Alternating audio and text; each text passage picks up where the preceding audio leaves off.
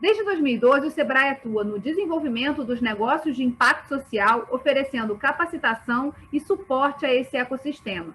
No que diz respeito à captação de recursos, um dos principais desafios para os empreendedores não é diferente. No Rio em Foco, que começa agora, vamos falar sobre o atual cenário dos negócios de impacto social aqui no estado do Rio de Janeiro e quais são as ferramentas de captação de recursos disponíveis para esses empreendedores. Vem com a gente.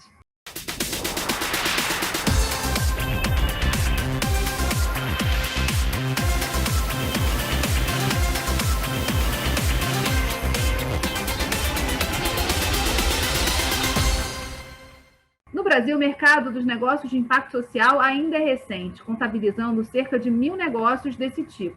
No programa de hoje, eu converso com a analista do Sebrae Rio, Juliana Oliveira. Qual é o quadro hoje, Juliana, e por que de trazer essa segunda edição da publicação que vocês estão lançando essa semana? Bom, a gente está vendo, como você falou, né, que o ecossistema de negócios de impacto está em constante evolução, está crescendo muito. Quando a gente fez o nosso primeiro guia lá em 2017, a gente já tinha essa necessidade, de acordo com os empreendedores que o Sebrae Rio atende, né, do entendimento do que de fato tem disponível no mercado quando eles pensam em preciso de apoio financeiro para o meu negócio. E aí a gente percebeu que de lá para cá teve um avanço muito grande, né? Novos instrumentos foram criados, novas plataformas, novos termos, o ISD, ou ASD está aí, que não nos deixa mentir, né? Então a gente sentiu essa necessidade de fazer essa atualização, porque até hoje, apesar dos avanços que a gente teve em todo esse ecossistema, a gente ainda ouve os dois lados da moeda. Os empreendedores dizendo que eles não conseguem acessar capital e os investidores dizendo que eles não conseguem encontrar negócios que estão aptos a receber capital. Então, a gente vê que ainda tem uma questão a ser trabalhada e, com o guia, a gente espera dar uma luz para esses empreendedores. O que contém essa segunda edição e quais foram as principais mudanças que você observa da primeira para esse segundo número aí? Essa nossa segunda edição está super robusta. A gente fez uma análise dos principais avanços no campo, então, olhando para esses novos instrumentos que foram criados, para o volume de recurso que aumentou, né? A própria impacto que vem ganhando força, o tema que vem ganhando força também. A gente trouxe destrinchado esses novos instrumentos, então essas plataformas de crowdlending, financiamento híbrido, o próprio ISD, falando um pouco, né, sobre o que é isso, por que eles estão ganhando força, como acessar. E, assim, a cereja da edição dessa vez é que a gente fez uma entrevista com investidores e também com empreendedores que já receberam aporte de capital para a gente entender. E aí? Como que se prepara? Então, a gente trouxe a visão dos empreendedores no que eles buscam quando eles estão analisando um negócio, e a gente conversou com os empreendedores, como eles se prepararam, quais foram as dificuldades que encontraram. Então, são 2 capítulos super recheados, cheios de dicas bem práticas, assim, para que os empreendedores, quando eles olharem, eles possam se reconhecer nas dificuldades, talvez em ferramentas e informações que nem sempre eles têm ali pronto, mas que com essa dica eles já vão começar a ter um caminho melhor a trilhar na hora de decidir que, de fato, quer buscar um aporte financeiro. Existe muita pressão, né, para que a gente consiga ver negócios de impacto social unicórnios, né, que escalem, que gerem transformações mundiais. Mas o perfil dos negócios de impacto, pelo que a gente vem observando, é muito do desenvolvimento local, né? Eles têm um impacto ali naquela região e o maior desafio também é medir esse impacto. Como que as ofertas de capital estão se ajustando a esse cenário? Há ainda questões a serem resolvidas aí nesse meio de campo? Esse é o X da questão. Conforme foi fazendo as entrevistas e conforme foi escrevendo o guia, a gente foi percebendo que ainda tem muito isso. Os investidores, por toda a sua definição, por toda a sua natureza, eles ainda buscam negócios que sejam mais robustos e que, de fato, estejam prontos ou já estejam mensurando o seu impacto. Por outro lado, a gente vê que os negócios ainda não estão tão estruturados para isso.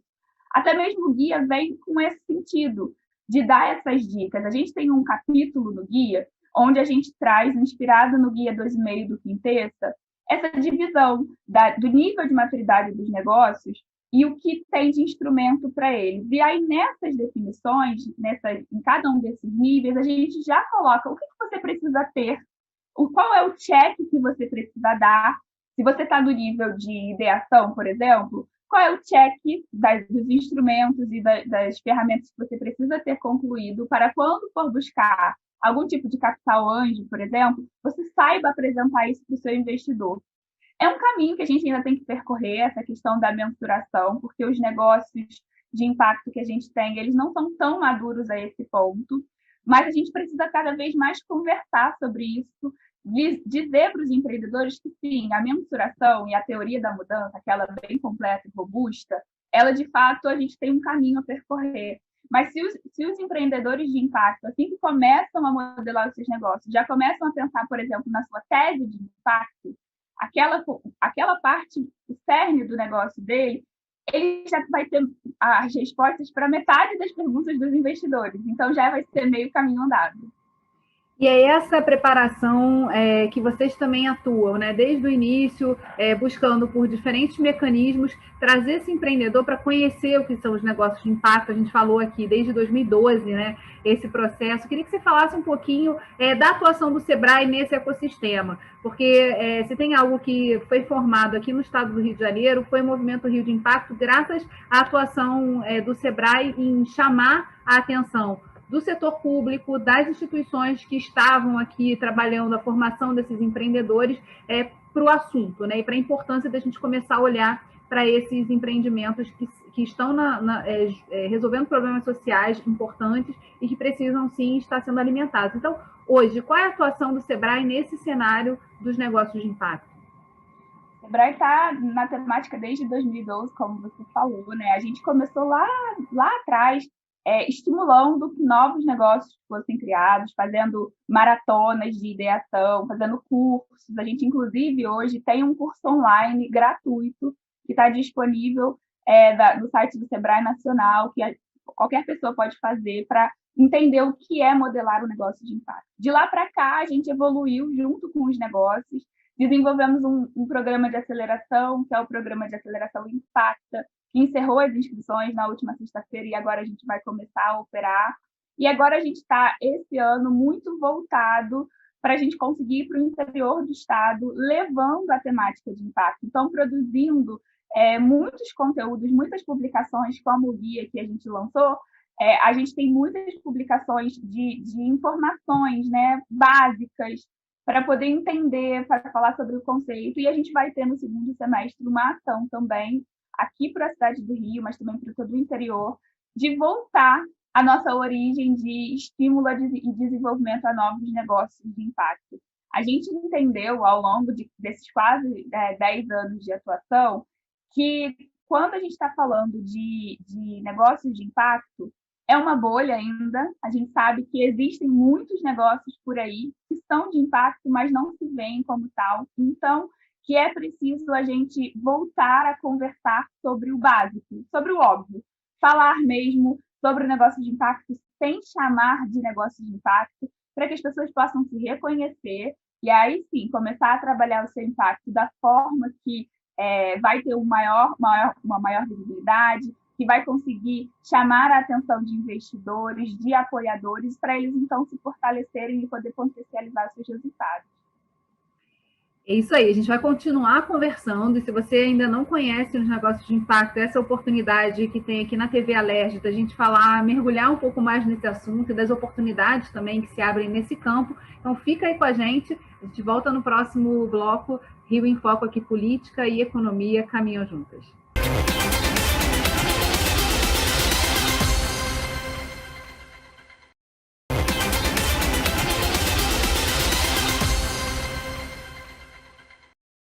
Além do marco da Impacto, a gente tem aqui no estado do Rio de Janeiro a Política Estadual de Investimentos e Negócios de Impacto, do qual o Sebrae participou na sua formulação, trazendo a questão e essa demanda para a Assembleia Legislativa do estado do Rio de Janeiro. Juliana, conta um pouquinho para a gente como é que está esse processo de expansão e de debate também junto aos municípios aqui do Rio de Janeiro e do Brasil. Pois é, o Sebrae tem uma atuação em todo o estado, né? A gente tem 14 escritórios regionais espalhados pelo estado. Agora, com o Impacta, que é o nosso programa de aceleração, a gente fez a seleção e vamos estar em 9 escritórios regionais desses nossos 14, o que significa que a gente está indo para esses territórios que até então não conhecem negócios de impacto da forma que a gente conhece. Isso é uma abertura para a gente poder chegar com a temática e, então, sensibilizar esse poder público para entender que existem esses negócios que têm um potencial enorme para apoiá-los, né, na resolução de problemas de seus municípios. Eu acho que o maior ganho, quando a gente fala de negócios de impacto e do poder público, é a gente conseguir sensibilizar esse poder público para o potencial de escala que um negócio de impacto pode dar a ele com pouco recurso, né? Porque se a prefeitura, uma secretaria vai tentar fazer sozinho, às vezes eles barram em questões que um negócio de impacto ele consegue atingir, ele consegue chegar lá na ponta e consegue ter um resultado mais efetivo. Então, o que a gente busca agora, com toda essa nossa entrada, né, no interior, é também fazer essa sensibilização para o poder público do conhecimento do tema, e a gente ter essa iniciativa aqui, né, no município do Rio, vai ser um ótimo case para a gente levar para outros municípios. Mas é muito importante também, Juliana, falar do contexto internacional. Essa bolha ela não se criou por acaso e nem por vontade, vamos fazer alguma coisa diferente do que são os pequenos negócios, os que nascem a partir da identificação de uma oportunidade. Ela tem um contexto internacional no olhar da sustentabilidade, né? De pensar o capitalismo de uma maneira diferente, no atendimento às questões e às demandas mais prementes. Aí. Eu queria que você falasse um pouquinho, Juliana, de como essa agenda que é internacional, ela chega no Rio, né, nesse contexto, e como também o olhar para o financiamento, ele vai para o exterior, quer dizer, tem dinheiro internacional também como oportunidade para esses empreendedores, né? Pois é, acho que a grande diferença, né, entre o que acontece aqui no Brasil e o que acontece lá fora, é que aqui, como sempre, a gente precisa colocar tudo nas caixinhas, né? Então, a gente até então estava acostumado. Negócio, CNPJ de negócio, CNPJ de ONG, associação, instituição, com papéis muito bem definidos. Quando passa a ter o setor 2,5, que é o setor dos negócios de impacto, né, a gente fica um pouco meio assim, porque a nossa legislação não está preparada. Lá fora, eles tiveram mais flexibilidade para entender esse novo setor, nomear esse novo setor, classificar. Então, lá a gente já tem essas questões muito mais bem definidas, né? E aí eles conseguiram avanços maiores, porque os negócios, existe uma definição muito clara do que é um negócio de impacto. Aqui a gente tem várias definições. A própria N Impacto ali não conseguiu chegar numa coisa que todo mundo concorda, né? Porque a gente, de fato, existem iniciativas, negócios com questão financeira, retorno financeiro, sem retorno financeiro. São muitos pontos. E aí, lá fora, eles conseguiram ter esse entendimento, e aí, a partir daí, fica mais fácil você olhar para as políticas, você olhar para o investimento, você olhar para o capital. O que está acontecendo? A partir do momento que, ainda que a gente esteja numa bolha, a gente consegue já dar algumas luzes, é por isso que tem aumentado cada vez mais a oferta de capital mesmo para negócios brasileiros, né? O volume de capital disponível para esses negócios. Claro, a gente ainda tem que avançar bastante em todas essas questões, porque como lá eles já estão muito avançados, lá eles botam volumes muito grandes de recursos. E aqui, às vezes, os nossos negócios, nossos pequenos negócios, precisam de investimento pequeno, 100 mil reais, 50 mil reais. E a gente ainda não tem esses instrumentos tão direcionados, porque os fundos, por exemplo, eles querem investir, querem dar o unicórnio que você falou, quer dar uma tacada para pegar aquele que vai ser o potencial. E, às vezes, o que de fato traz impacto é a gente ter um trabalho operacional maior, é verdade, mas a gente pegar esse 1 milhão e dividir para pequenos.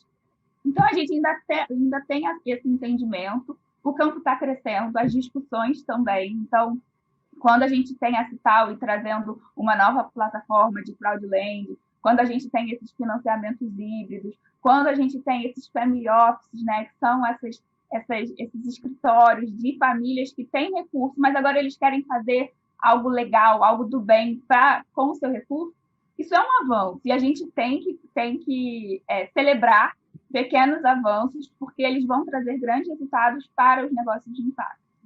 E vão modelar, né? Na verdade, como você mesma disse, a gente está escrevendo uma história e ela não está no final, ela está em processo de formação. Por isso mesmo que é tão importante estar ligado nesses conceitos, entender também o papel da universidade, né, nesse processo de formação e fechar esses gaps que muitas vezes são da preparação desses empreendedores, pequenos empreendedores que estão ali na lida do dia a dia, sem muito espaço para poder mergulhar num processo de formação maior, ou tempo mesmo para poder gerir isso, para que eles entendam também que um caminho a ser trilhado está ali desenhado, está se desenhando e pode ser uma oportunidade também para ele. Queria que você falasse, Juliana, voltando também à publicação, onde ela vai estar disponível, né? A gente vai falar aqui do link para todo mundo acessar, mas onde ela vai estar disponível e quais são os movimentos também que vocês estão planejando para fazer com que esse tema do financiamento chegue a mais espaços e as pessoas comecem a entender, então, de que forma isso também pode se modificar para atender esses pequenos negócios. Quando a gente começou a escrever o guia, né, pensando na atualização, a gente foi buscando tudo que tinha de novo, todas as novidades. E quando ele ficou pronto, eu falei, gente, tem quase 150 páginas. Ninguém vai querer ler uma Bíblia. Só que ficou muito legal, porque ele está bem dividido nos capítulos, ele está bem prático, que era o que a gente queria. Então, tem muitas tabelas para o empreendedor logo bater o olho e falar, eu estou aqui, eu vou buscar esse tipo de instrumento, que é esse tipo de instituição que faz. Então, como ele tem vários capítulos, cada capítulo é de fato um capítulo à parte, o guia foi lançado, ele está disponível na vitrine do Sebrae para poder fazer o download, mas a gente vai trabalhar com os conteúdos dele ao longo do ano. A gente quer fazer novas conversas, talvez conversas mais específicas, né? Então, por exemplo, a gente tem um capítulo só sobre os novos instrumentos. Crowdlending, crowdfunding, blended finance, tem um monte de coisa dessas sopas de letrinhas. É importante a gente ter discussões específicas sobre cada um deles, porque cada um tem a sua característica, a sua peculiaridade, a sua indicação. Então, o que a gente espera o guia foi lançado agora, mas até o final do ano a gente vai trazer novas conversas, novos debates sobre ele, porque está muito rico. Só a parte da entrevista, como eu falei, que é a cereja do bolo, tem muita coisa ali para a gente destrinchar. Então, vai estar disponível de forma gratuita para todo o download e a gente ainda vai ter novos conteúdos gerados a partir dessas informações que estão lá. Então, fiquem ligados, a gente está colocando aí em todos os espaços possíveis o link para vocês poderem entrar lá na vitrine do Sebrae e fazer o download, mas acompanhar também essas agendas nas redes sociais, principalmente do Sebrae e do Movimento Rio de Impacto. A gente vai fazer um rápido intervalo e voltamos já. Rio em Foco aqui, política e economia caminham juntas.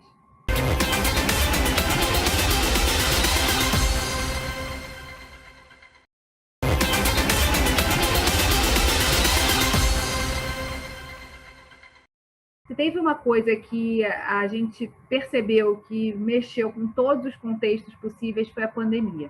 E eu queria que você falasse um pouquinho de como é que tem sido o trabalho e a atuação do Sebrae nesse momento da pandemia junto a esses negócios de impacto. A gente sabe que também houve uma corrida, né, para o mundo digital e isso tem potencializado aí várias ações, inclusive o programa de aceleração que você citou rapidamente. Queria que você falasse do Impacta, né, que é algo que vai começar aí a rodar também nos próximos meses, para a gente poder, para que as pessoas possam acompanhar aí as evoluções e conhecer também esses empreendimentos, né?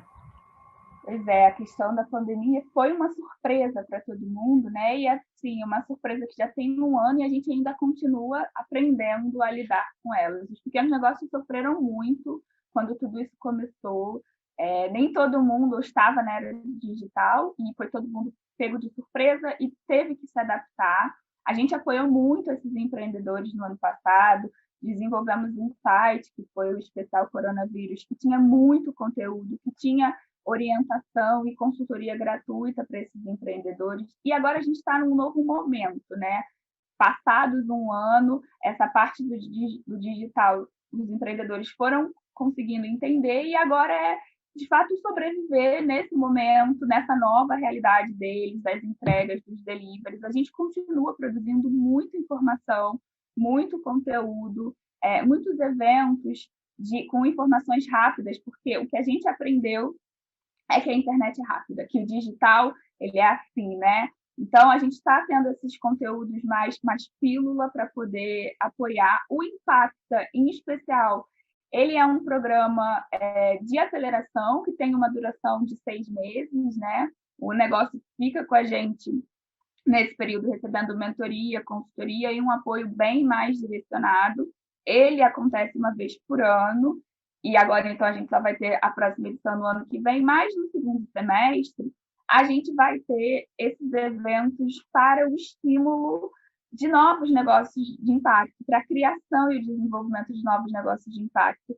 Naquela máxima que eu tenho dito, né, de que a gente precisa dar um passinho para trás, falar sobre mais sobre o tema e fazer com que mais pessoas pensem no tema. Então, para o segundo semestre, que está logo ali, né, a gente vai ter muitos debates sobre a temática de impacto. A gente quer fazer uma conversa com negócios tidos tradicionais para a gente começar a discutir não mais apenas os negócios de impacto, mas também o impacto dos negócios, que aí é aquele negócio que é um negócio tradicional, mas que pode ter pequenas iniciativas de impacto, mas que lá na frente vão ajudar a salvar o mundo. Juliana, a gente falou da cereja do bolo, da discussão com os empreendedores, da conexão entre os investidores e empreendedores, que é também um meio de campo complexo de ser feito e precisa assim ser trabalhado sem pausa. Mas eu queria que já nesse finalzinho, né, nesse último bloco, a gente falasse um pouco mais sobre os desafios do Poder Legislativo, né? Afinal de contas, a gente está na TV Alerj, trouxesse um pouquinho quais são as dificuldades encontradas e relatadas pelos empreendedores quando se fala dessa questão do acesso aos financiamentos e voltados especificamente ao negócio de impacto, que ainda é uma bolha, que as pessoas têm pouco conhecimento sobre isso, e que são poucos hoje que a gente consegue identificar aí como negócios já estruturados, que estão se desenvolvendo, mas que tem uma atuação importantíssima, né, para transformar a realidade, como você mesma disse. Então, quais são as dificuldades que esses empreendedores relatam e que podem ser também os desafios da política pública para que a gente impulsione esses negócios aqui no Estado? Acho que hoje a principal dificuldade desses pequenos negócios é, de fato, essa expansão deles, né? Porque a gente faz todo o processo. Eles modelam, eles fazem o MVP, começam a buscar clientes e chega um momento que aquele próximo passo, né, de como ganhar novos mercados, como que isso vai se dar.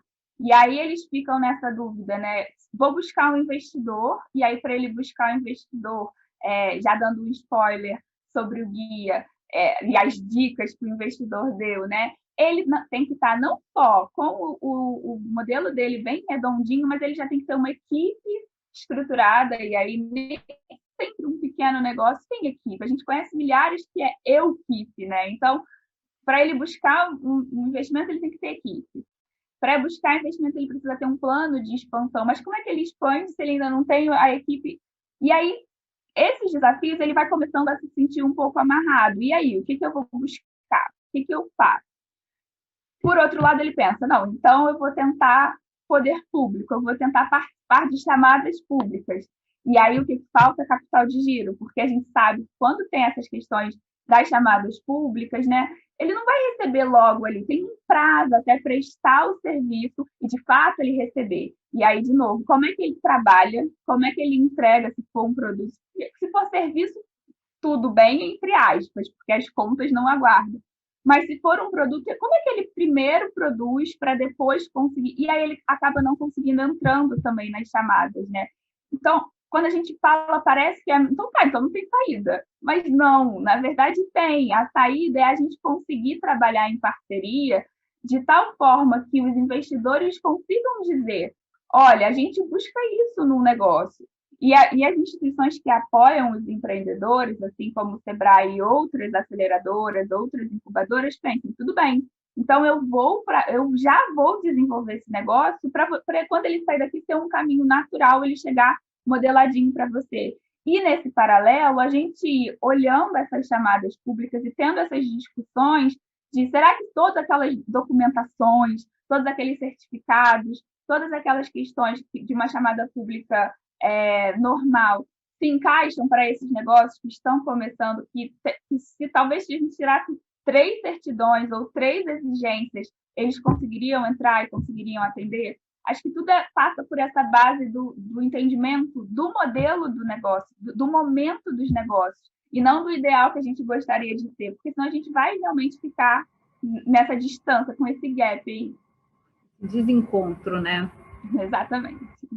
Bem, infelizmente nosso programa chegou ao fim. Obrigada, Juliana, por ter aceitado o convite de trazer aqui essa novidade, o lançamento da segunda edição do Guia de Oferta de Capital para os Negócios de Impacto, que vai estar disponível aí na plataforma do Sebrae e também nos canais aqui do Fórum Desenvolvimento. E fique ligado, porque esse bate-papo também está em formato podcast, é só você procurar na sua plataforma de áudio predileta por Quero Discutir no Meu Estado. TV Alerj, o canal do Povo. Até a próxima.